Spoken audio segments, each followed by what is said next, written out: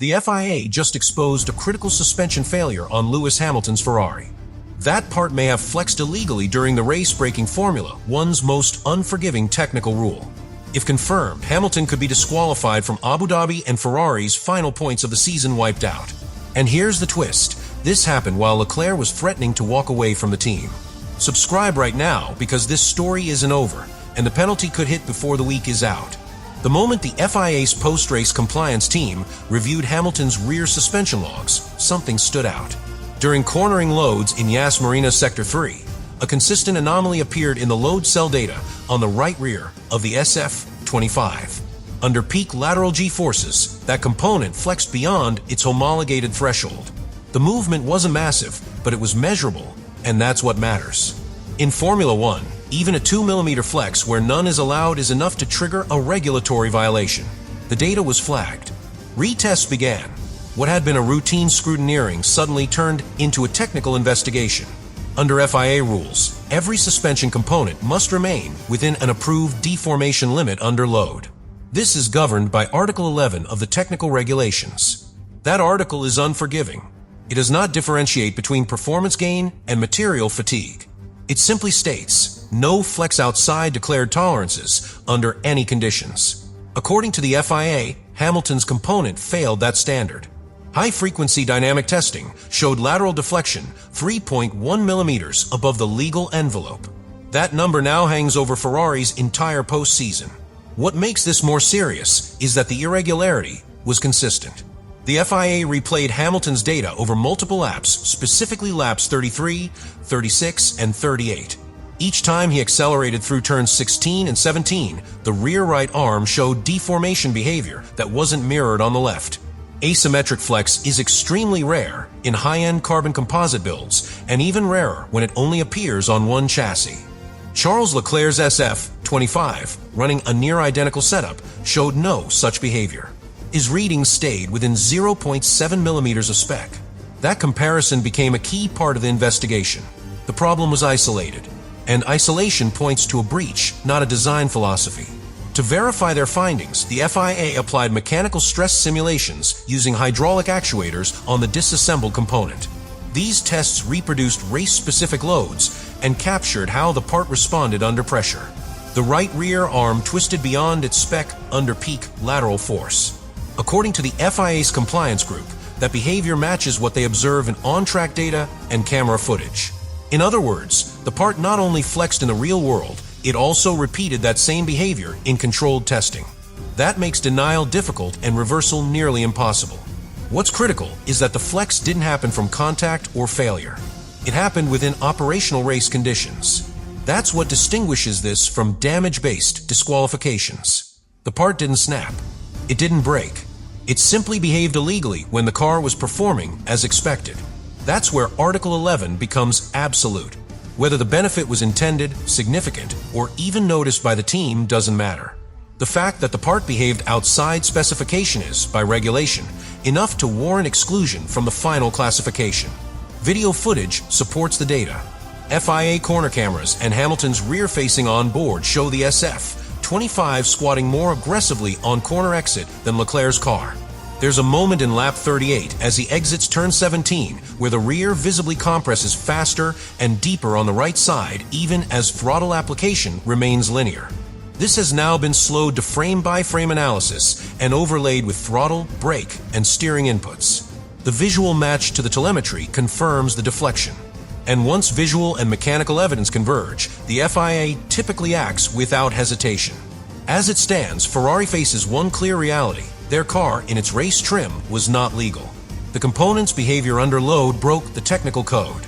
Regardless of whether this was a fatigue failure, assembly error, or undetected defect, the SF-25, as raced by Hamilton in Abu Dhabi, breached the regulations. The FIA's report is nearly complete. If no compelling new evidence arrives from Maranello, the penalty is clear. Disqualification from the race. Points lost. And the curtain falling on a season Ferrari hoped to forget, but may now be forced to remember for all the wrong reasons. Formula One rear suspension is not just about stability, it's about platform control. Every component in the system plays a dual role, keeping the car planted and preserving aerodynamic balance. In modern ground effect cars like the SF25, this balance is sacred. Any flex in the suspension, even in the sub-millimeter range, alters how the diffuser works under load. A softer deflection can lower the rear ride height under cornering, briefly increasing downforce and improving rotation. But if that deflection isn't declared and homologated, it crosses the line from smart design to technical infringement. That's the core of this controversy. The part found on Hamilton's car deflected more than expected and more than allowed. At first glance, that might sound like a manufacturing defect or fatigue failure. But in Formula One, intent isn't necessary to define illegality. The FIA works under strict liability. That means if the component behaves outside the parameters it was approved for, it is non-compliant. It doesn't matter if the team knew. It doesn't matter if it helped. It matters that it was on the car and functioning. This framework is why even small findings like the 3.1 millimeters of lateral flex in this case have massive consequences. Aerodynamically, this could have allowed Hamilton's SF25 to behave more predictably in the high-speed corners of Abu Dhabi's Sector 3. With reduced rear-end instability, the car could have carried more throttle through the sweepers. That may explain why Hamilton's car, despite poor straight-line pace and a low qualifying position, showed consistent corner stability during the race. Even if the gain was marginal, it changes tire wear, energy deployment, and fuel mapping all connected. And the FIA, especially in a season that emphasized uniform standards post-budget cap, cannot let borderline behavior go unchallenged. Hamilton's driving style adds another layer. Known for aggressive rotation on entry and a preference for sharp mid-corner response, he often requests rear-end compliance that suits his braking modulation. That setup philosophy was baked into the SF25's Abu Dhabi trim, unique to him, and not replicated on Leclerc's car. If that specific part was selected or assembled to provide more exit stability under lateral load, it would explain the deviation. Hamilton himself may not have known, but engineering teams are responsible for ensuring that parts meet the regulation envelope, no matter how tailored the car is to driver style. Ferrari, for their part, maintains that no rules were knowingly broken. But the problem lies deeper in the systems used to validate components. When cars are assembled late into Saturday night, minor deviations can go unnoticed. In a season where the factory stopped development weeks before, Ferrari's margin for error was small. Whether this was a batch issue, a fitment oversight, or a part used outside its life cycle, the responsibility still falls on the team. If you field a non-compliant part even unknowingly, you expose yourself to full regulatory consequences. That's the nature of modern F1's zero-tolerance compliance structure. This is the thin edge between innovation and illegality. Every team explores mechanical flex. It's part of the arms race trying to find the line that gives performance without breaking the rulebook. But that line is razor sharp. Cross it by a fraction, and the advantage turns into a liability. In the case of Hamilton's SF25, it may not have been innovation at all. It may have been a component pushed too far. But the regulatory system doesn't consider how you got there. It judges where you ended up, and right now, Ferrari ended up on the wrong side of Article 11. What this incident shows is that heading into 2026, the FIA's focus on technical integrity is only intensifying. The new regulation cycle promises stricter part validation, enhanced telemetry cross-checks, and zero tolerance for undocumented flex or compliance. The Hamilton case may be remembered not as a deliberate infraction, but as the last warning shot of the current era. Because next year, if a car flexes unexpectedly, even once, it may trigger not just a penalty, but an automatic suspension from points classification. Ferrari's mistake today could shape the design decisions of every team tomorrow. If the FIA officially confirms the compliance breach on Lewis Hamilton's SF25, the most likely penalty is race exclusion.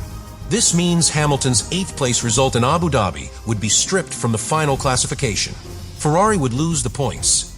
The Constructors' Championship standings would be recalculated immediately. Depending on how the math lands, it could drop Ferrari behind Mercedes, a devastating blow after months of midfield battles. And it would end Hamilton's first season in red, not just without a win, but with a technical disqualification. A scarlet letter on what was meant to be a legacy-defining move. But the damage isn't only numerical. This penalty, if confirmed, would cast a shadow over Hamilton's entire 2025 campaign. He spent the year adapting to a car that never truly suited his style. He fought reliability, inconsistency, and performance gaps. Yet through it all, he maintained professionalism, carrying the weight of expectation from Maranello to Montreal. Now to end the season under technical suspicion not for driving errors, but for suspension part behaving outside the rulebook is a brutal emotional blow. For seven-time world champion, it's not just frustrating, it's humiliating. Inside Ferrari, the aftershocks are already shaking the foundation. The engineering department responsible for race day assembly is now under internal review. Sources suggest that even before the FIA's final verdict, team principal Frederic Vasseur has ordered a full audit of part handling between Saturday night setup and Sunday's race start.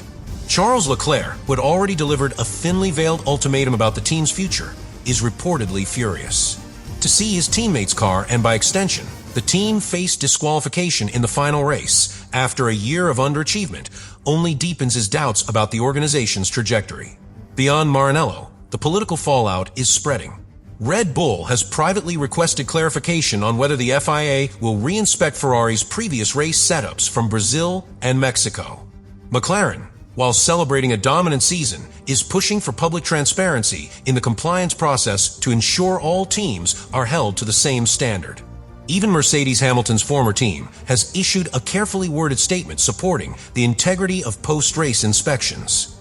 In Formula One, when one team slips, every other team recalculates its strategy not just on the track, but at the regulatory table. Then there's the media storm. Motorsport outlets have already begun drawing parallels to infamous past exclusions like Spa 2021 or Suzuka 2007. Headlines write themselves, from legend to legal trouble.